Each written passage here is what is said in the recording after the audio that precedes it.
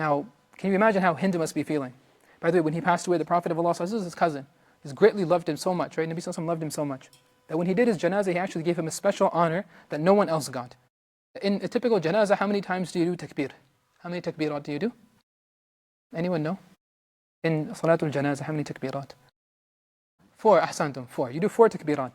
When Nabi Sallallahu Alaihi Wasallam led Salatul Janazah over Abdullah, he did 9 takbirat for him. 9 times he did takbirat. This is a special honor that was given to anyone else. So now how Hind must be feeling? You know, like, can you just imagine? She went through all of these difficulties, but she had her husband with her throughout. She had her rock, her pillar, someone to help her through everything. Now she has lost that individual. And she even mentions it, right? She's like, you know what, when I lost my husband, I began to say, like, who could have been better than him? Who is better than him? That's what she's thinking. Like, he's a person who was perfect throughout my entire life with him. No one that can be better than him.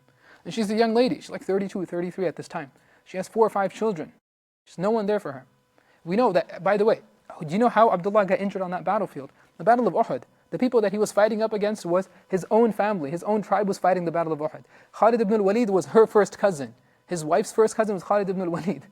And he was the one who was responsible for the Muslims' loss on that day. So her husband died as a result of what? Injuries that were sustained because of her family fighting against them, fighting against the Muslims.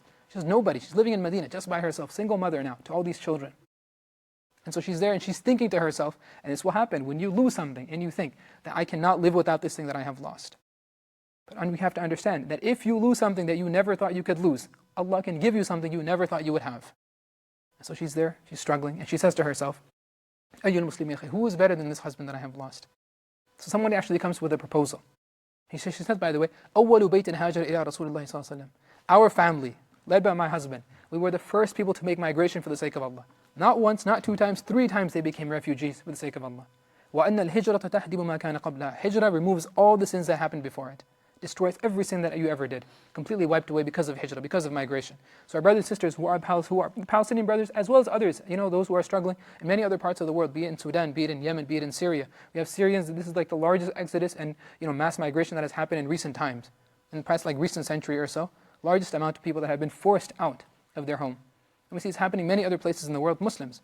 Now, all of these people, we believe that Allah subhanahu wa ta'ala will destroy every sin they ever did before. All their sins are wiped away as a result of the hijrah they are forced to make. They're forced to make that hijrah. So she says that who can be better than what we have done? Like my husband, who can be better than him? So someone comes with a marriage proposal after her, you know, the waiting period ends after her you know, husband has passed away. Someone comes with a marriage proposal because she has no one to care for. She has to care for these children and no one to care for her. Someone says that, you know, they're willing to marry her. So this is then Umar ibn al-Khattab radiallahu anh sends a marriage proposal. And she says, no, I'm good. She turns down Umar. I mean, who is Umar? Umar is the person who, you know, Nabi sallallahu alaihi wasallam said what? He said, لو كان بعدي نبي لكان عمر. If there was anyone who could be a prophet after me, it would be Umar. Any prophet that came after me, it would probably be Umar, if that was the guy. Nabi sallallahu alaihi wasallam said that when shaitan comes one way, when Umar walks down a street, shaitan runs and goes the opposite direction. He won't take the same street as Umar. That's Umar ibn al-Khattab. Imagine that.